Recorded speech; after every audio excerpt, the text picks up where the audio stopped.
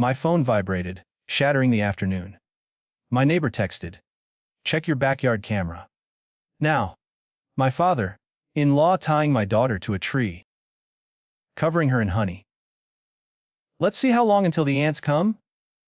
My daughter hysterical, already covered in bites. My wife setting up a lawn chair.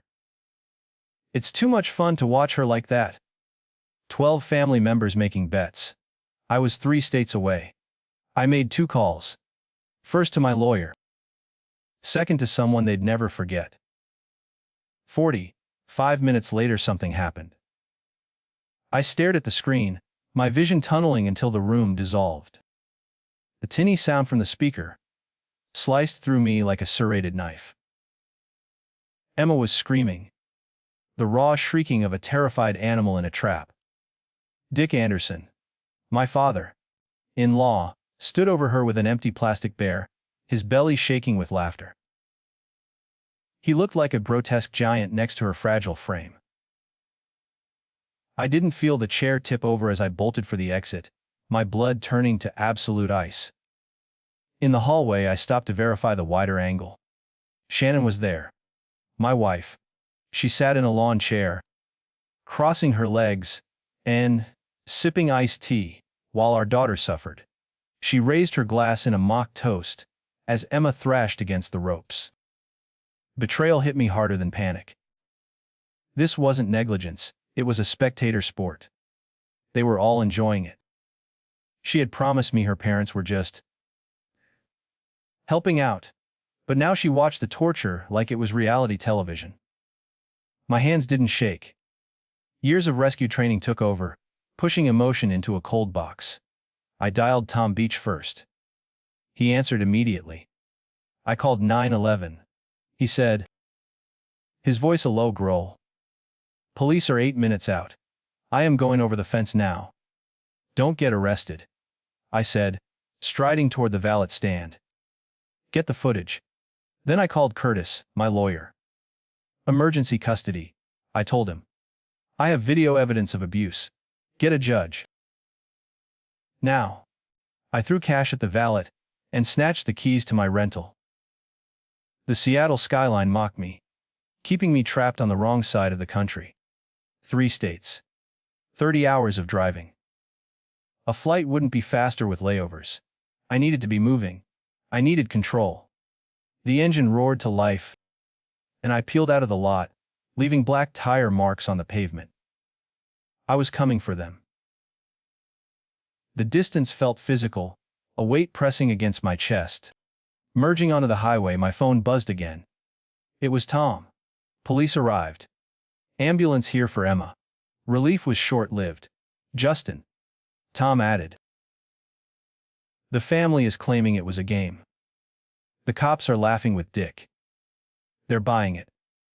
My knuckles turned white on the steering wheel. The Anderson influence ran deep.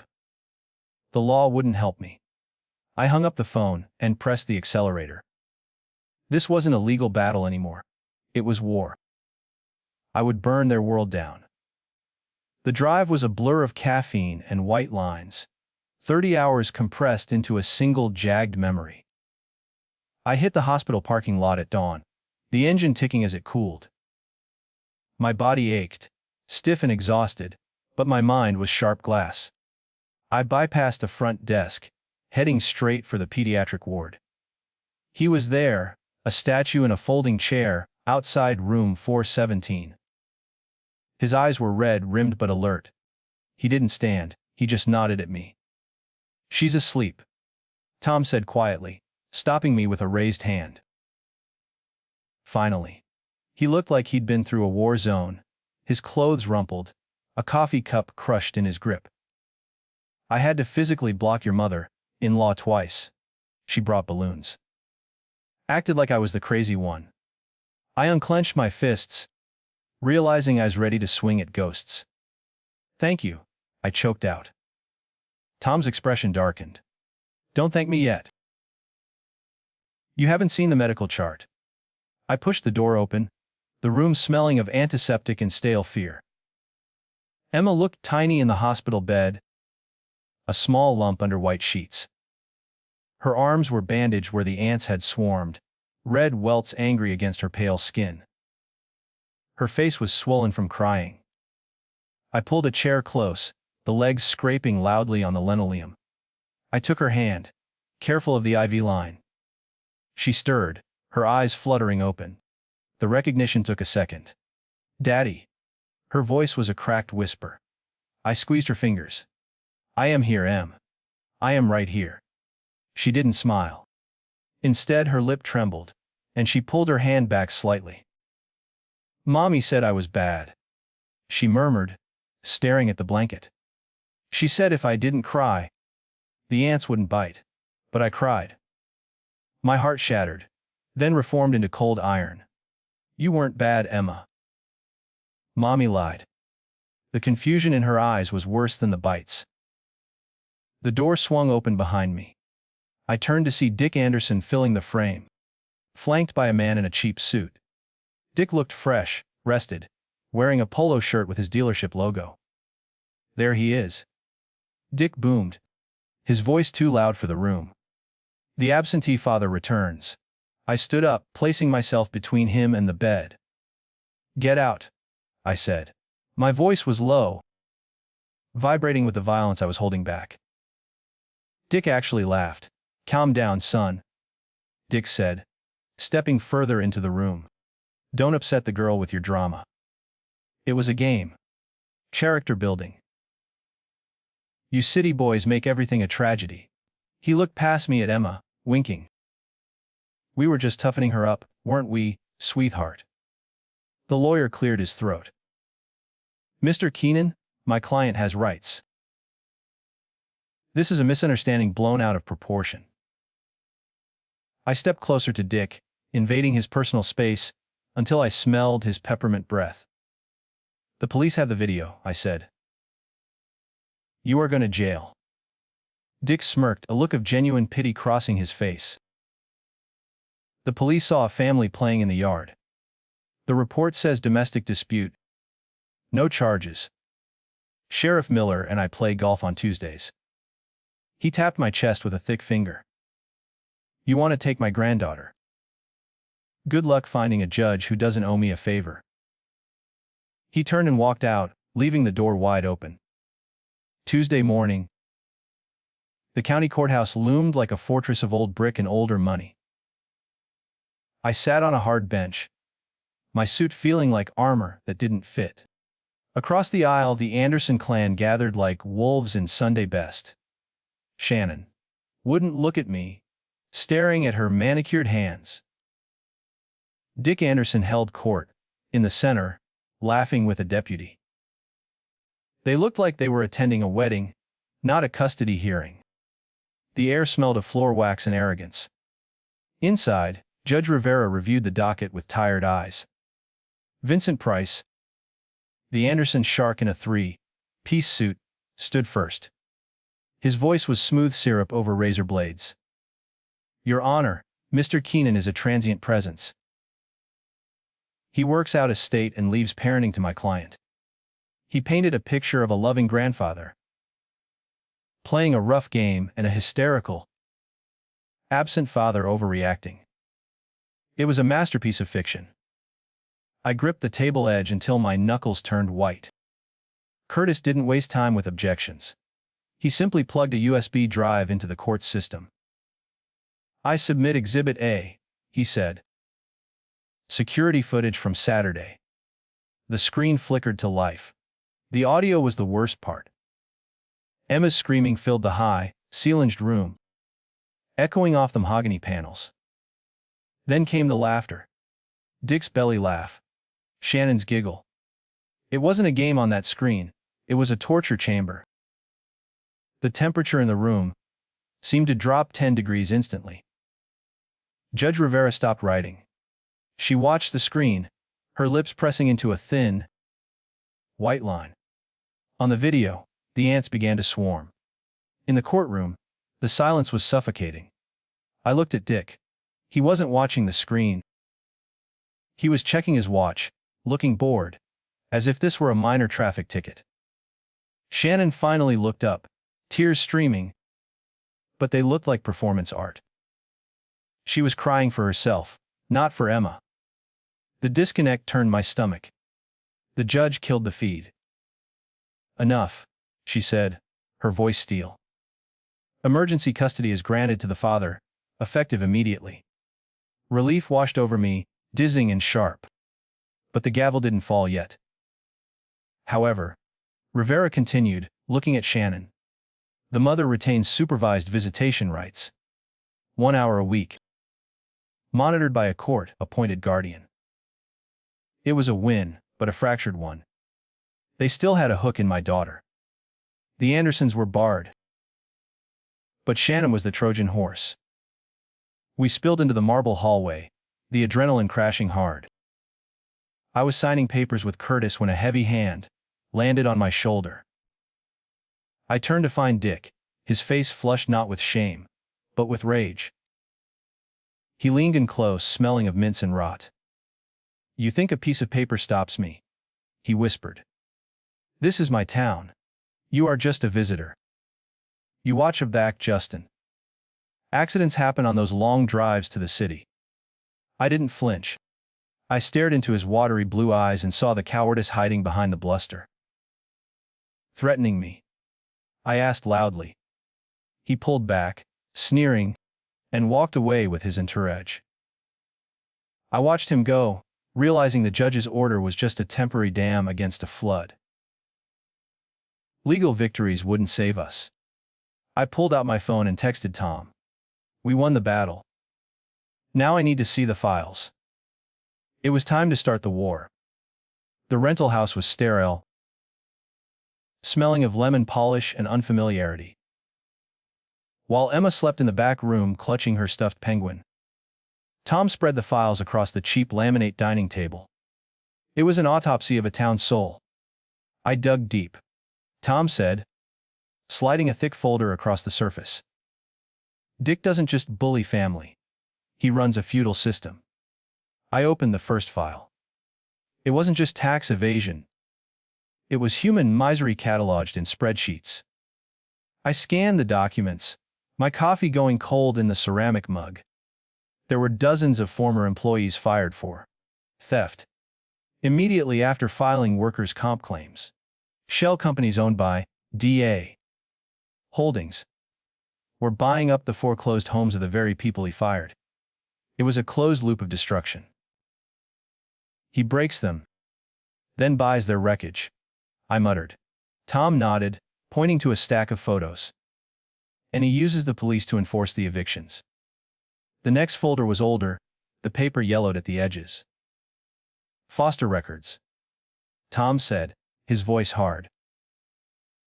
"Sealed. But I have friends." I read the summaries. In the 80s, the Andersons took in 3 wards of the state. All were removed for behavioral issues that looked suspiciously like malnutrition and extreme exhaustion. They used kids as free landscaping crews. My stomach churned violently. This wasn't just about Emma. This was a 30-year pattern of exploiting the helpless. "You need to talk to Aaron," Tom said. He dialed a number and put it on speaker. Aaron was a mechanic 2 towns over. "I worked for Dick for 6 years. The voice crackled. "He made us rig odometers. When I refused, he called CPS on my kids. Said I was using." The rawness in his voice cut through the static. This wasn't just financial fraud. Dick weaponized family against anyone who defied him. It was his signature move. I hung up, my hands trembling with a new kind of cold energy. "We can't just sue him," I said. Slept. "We have to dismantle him." I spent the next 3 hours drafting anonymous tips to the IRS, the Labor Board, and the dealership franchise headquarters. I wasn't lighting a bonfire. I was starting 1,000 small fires in the foundation. Tom watched me work, cleaning his nails with a combat knife. "You are enjoying this," he observed. I didn't deny it. A knock at the door shattered the focus. It was the court-appointed monitor with Shannon. "1 hour," the woman said. I stepped back as Shannon entered, holding a frantic Forced smile. Emma. Baby mommy's here. Emma didn't run to her. She screamed. She scrambled backward over the couch, hyperventilating, begging me to make the bad lady go away. Shannon stood frozen, the rejection hitting her like a physical slap. The monitor ended the visit in 4 minutes. I held Emma until she stopped shaking, rocking her on the floor. Shannon left in tears, but I felt nothing for her. I returned to the table where Tom was looking at a calendar. Dick leaves Thursday, Tom said. Annual hunting trip. Montana. No cell service. Just the boys. I looked at the sobbing child in my arms, then at the map of the wilderness. Montana. I repeated. The law couldn't reach him there. But I could. The Montana air bit deep, smelling of pine resin and impending snow. I lay prone on the ridge, watching through binoculars as the Anderson party established base camp. It was pathetic. They had wall tents with propane heaters, a generator humming loud enough to scare game for miles, and cases of bourbon. Dick sat in a camp chair, barking orders at the guide, while his men struggled with coolers. They weren't hunting, they were buying an experience. It was the perfect environment for a lesson in humility. Night fell like a heavy curtain. Once the drinking started and the generator died, I moved in. I didn't slash tires or cut tent strings. That was vandalism. I wanted confusion. I swapped the batteries in their GPS units for dead ones. I moved their trail markers just enough to lead into a box canyon. I took the bolt from Dick's rifle and tossed it into the creek. Small changes. The kind that turn a confident man into a lost child. Morning brought chaos. I watched from the tree line as they argued over the map. Dick overruled the guide, his face flushed, insisting he knew the terrain better than the local. His arrogance was my greatest asset. When the group split up, Dick insisted on taking the high ridge alone to bag the first elk. He marched off with his useless rifle, breathing hard in the thin air. He was walking away from safety and straight into the trap I had patiently prepared. 2 hours later, the bluster was gone.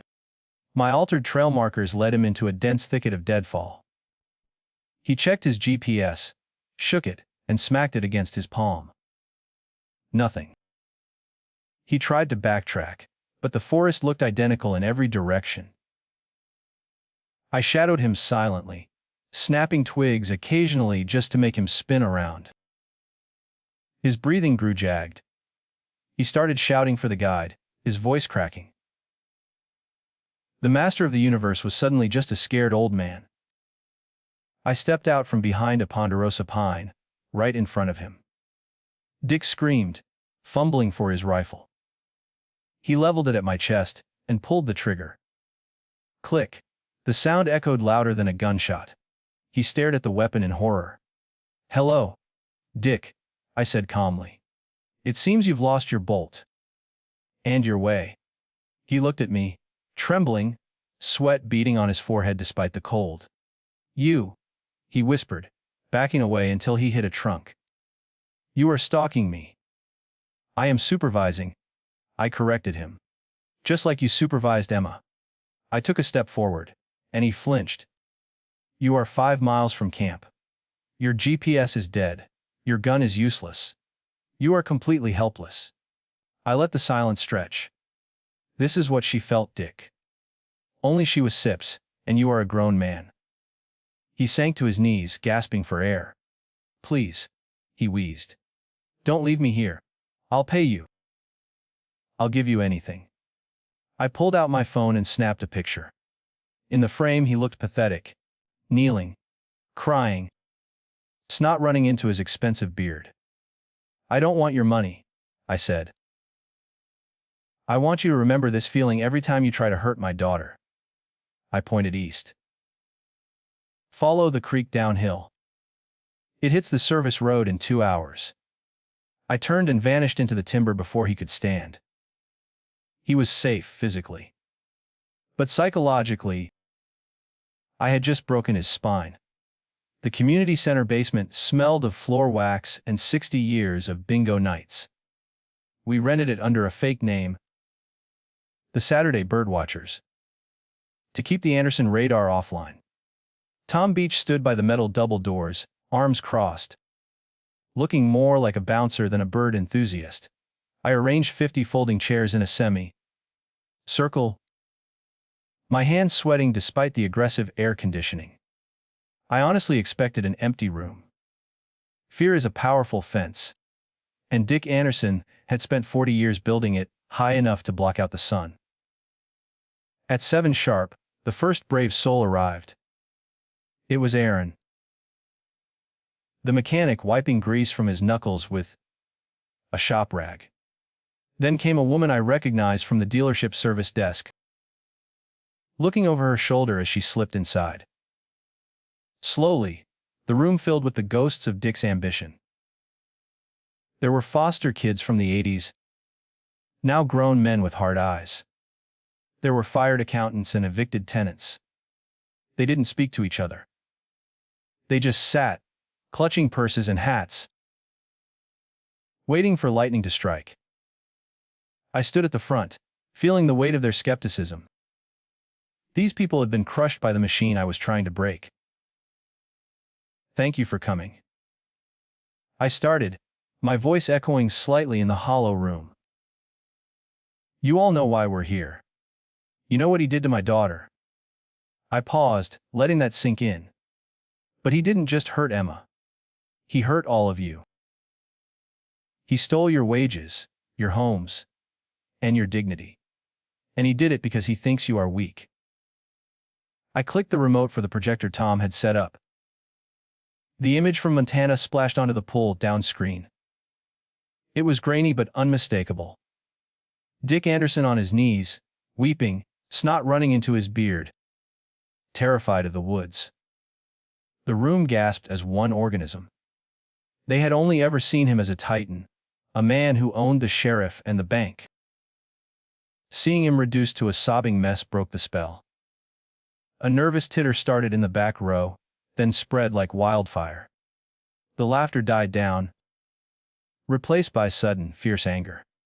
Aaron stood up first. He fired me for refusing to roll back odometers, he said, his voice shaking. Then he blacklisted me at every shop in the county. A woman stood next. He threatened to deport my husband if I reported the safety violations in the body shop. The dam broke. Story after story poured out, a torrent of suppressed rage. It wasn't just corruption. It was systematic cruelty designed to keep them all under his boot. I waited for the energy to peak before playing my ace. "He thinks he's untouchable because he owns the local law," I said, raising my voice over the din. "But he doesn't own the feds." I held up the thick file Tom had compiled. "This isn't just a grievance session. We have a contact at the FBI's white-collar division. They are building a right-you case. But they need witnesses. They need you to sign sworn affidavits. If we stand together, he can't crush us individually." The mood shifted from anger to calculation. Pens appeared. People began lining up at the table where Tom was notarizing statements. Then, the vibe snapped. Tom moved with sudden violence, diving toward the back exit. He grabbed a figure lurking in the shadows of the coat rack. A young man in a hoodie trying to slip out. The room froze. Panic flared in eyes that had just started to hope. "He's a spy!" someone shouted. "Dick sent him to take names." The fear returned instantly. Tom dragged the kid into the light, pinning his arm behind his back. It was Caleb, Shannon's younger cousin, a kid who worked in the dealership's back office.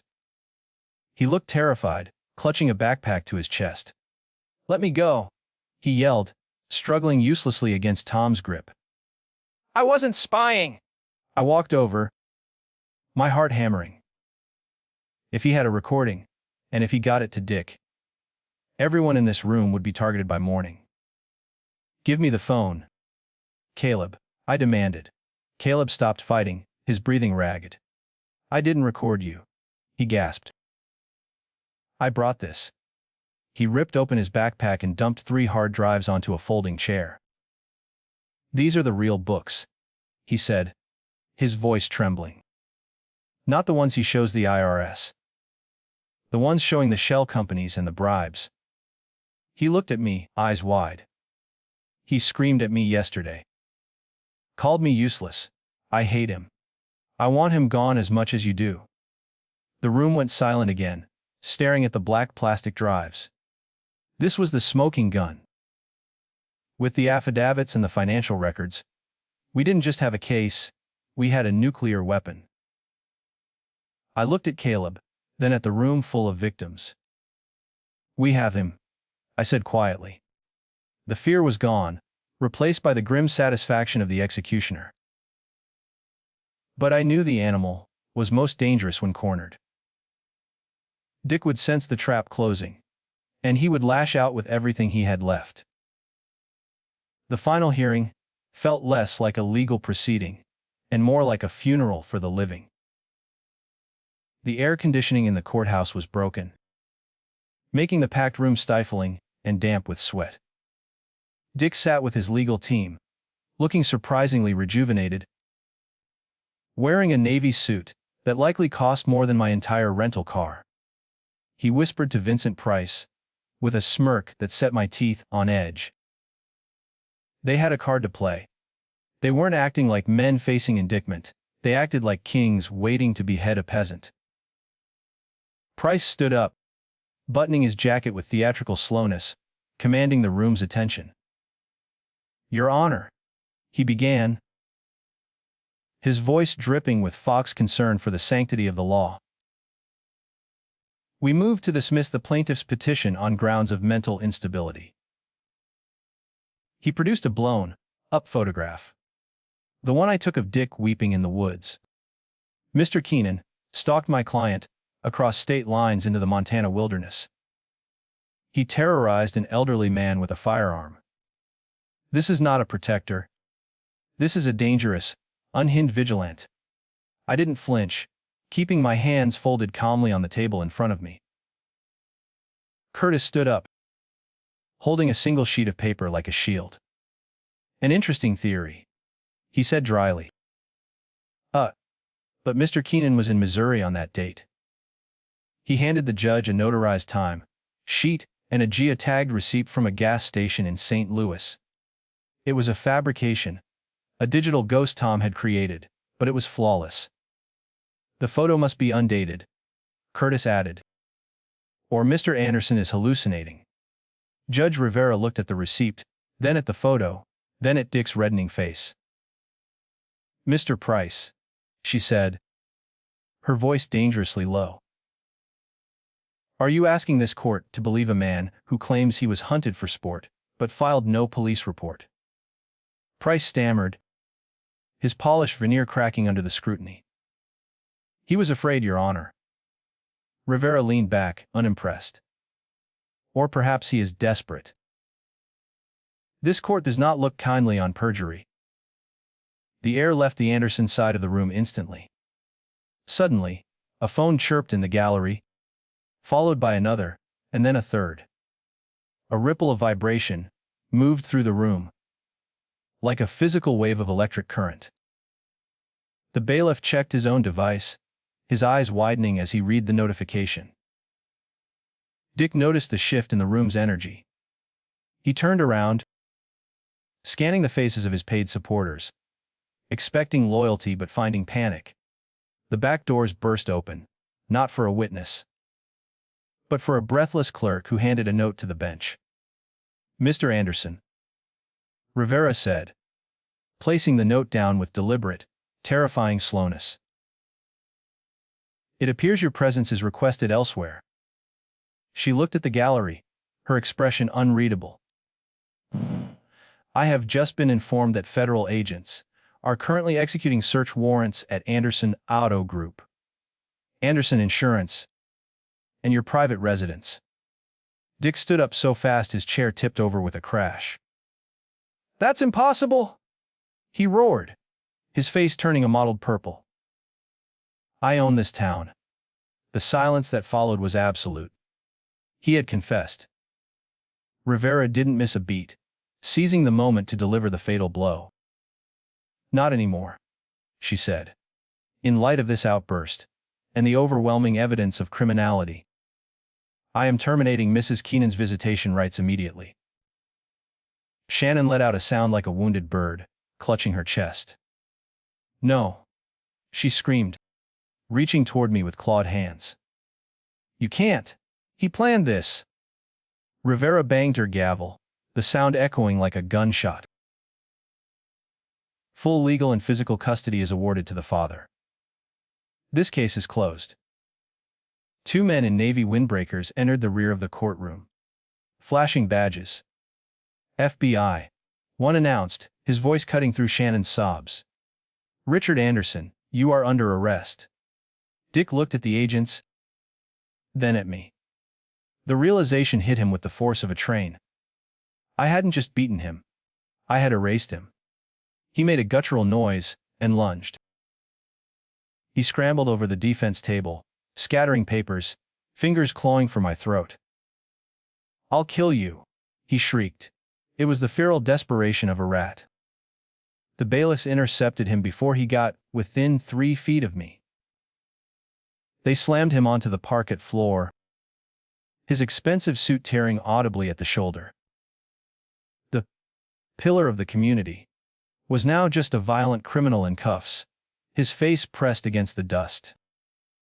Get off me, he bellowed, spitting and thrashing like a child. Shannon sobbed uncontrollably, not moving to help him. The mask was fully off now. The town saw the monster I had seen in the backyard, stripped of his honey. I gathered my files, calmly, while they dragged him out the side door, his curses fading. Curtis clapped me on the shoulder, a rare, genuine smile on his face. It's over, Justin. I looked at Shannon one last time. She was slumped in her chair, alone, staring at the empty space where her father had stood. I felt no pity, only a hollow exhaustion. I walked out of the courthouse into the blinding afternoon sun. My phone buzzed. It was Tom. It's done, he texted. Check the news. The shovel bit into the soft earth, cutting through the stubborn roots of the crabgrass. 6 months had passed since the courthouse doors closed behind us, but the silence still felt new. We weren't in Missouri anymore. We were 3 states away. In a modest house with a fenced yard that faced a quiet, cul-de-sac. Emma knelt beside me, her small hands gloved in oversized gardening canvas, holding the base of the sapling steady. It was a white oak tree. Reclaiming the symbol felt necessary. She traced the slender trunk with a gloved finger, slept, checking the bark for hidden threats. The physical scars on her arms had faded to pale white lines, barely visible against her healthy summer tan. The internal ones were trickier to map. Will bugs live in it? She asked, her voice small but steady. She didn't look at me. Only the good kind, I promised, packing the dark soil around the root ball. Ladybugs. Butterflies. Nothing that bites. She nodded, accepting the new rule. Tires crunched on the gravel driveway, signaling the arrival of the cavalry. Tom Beach climbed out of his truck, carrying a stack of pizzas and a 6-pack of root beer. He wasn't just a neighbor anymore. He was the uncle Emma had chosen for herself. He walked through the gate, surveying our landscaping efforts with a critical, approving eye. Straight enough. He grunted, ruffling Emma's hair. She didn't flinch. That was the victory. She leaned into his rough hand, smiling up at him.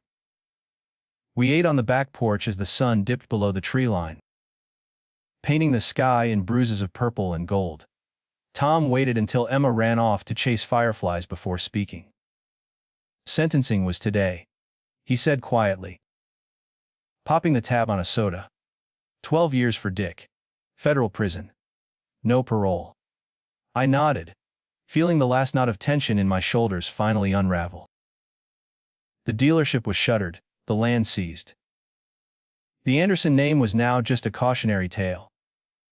I watched Emma cup a lightning bug in her hands, glowing intermittently in the twilight. For years, I had chased the approval of people who saw me as nothing more than a useful accessory. I had wanted to belong to their permanence, thinking their bloodline offered safety. I was wrong. Blood didn't make a family, showing up did. The loyalty I craved wasn't something to be inherited or bought. It was something built, shovel by shovel, right here in this dirt. Emma ran back to the porch, breathless and laughing, the firefly released back into the night. She stopped at the bottom step, looking past me at the dark silhouette of the new oak tree against the stars. "Daddy," she asked, her smile fading just a fraction. "Are we safe now? Like, for real?" I stood up and scooped her into my arms, holding her tight against the cooling air. "We are untouchable, Em," I said, and for the first time, I believed it.